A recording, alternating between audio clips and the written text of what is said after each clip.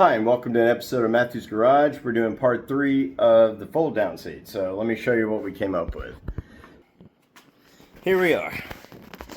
This is the fold down seat right here. For the first time, this car, the seat folds up. You see there is like almost no clearance there. There's very little on this side. That side is about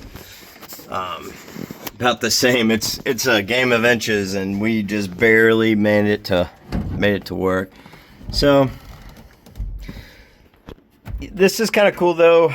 I've never really had it fold down like this without really contacting these panels. Please note that these will, when the trim comes in, these will go in more. We modified these brackets, and you can probably see that daylight there. We cut out the whole wheel well to make this thing work.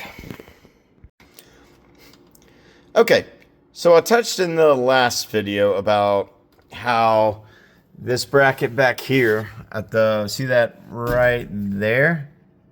I'm pointing to it, it's kind of in the back there, was out about 1/4 inch, and it was kicking these panels out. You notice how we had these kind of loose so they can be pulled in, and this latch right here is what will latch in. Now, the solution we ended up coming up with, we measured this wheel well to the center point of the car here, where the seat kind of centers, and every spot that we came across back with the measurement here, it was out 1/4 inch. So we ended up, look at this, we just cut this whole wheel well out. You can see the light through it.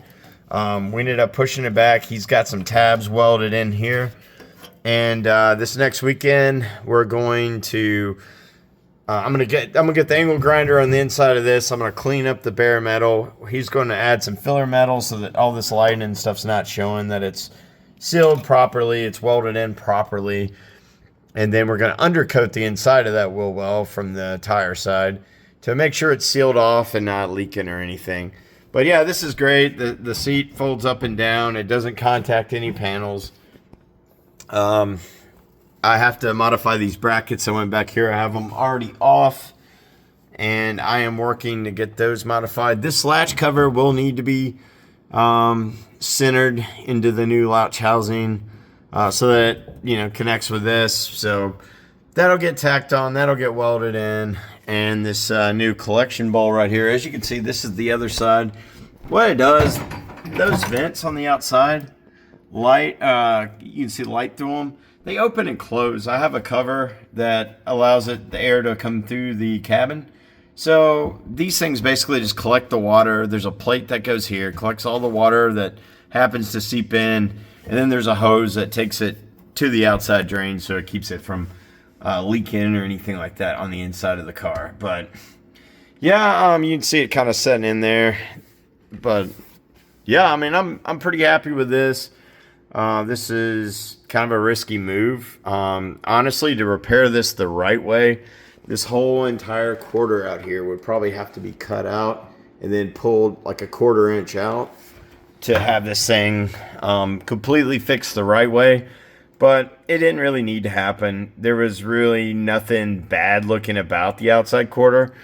I just wanted the seat to fold up and down, so that was the solution.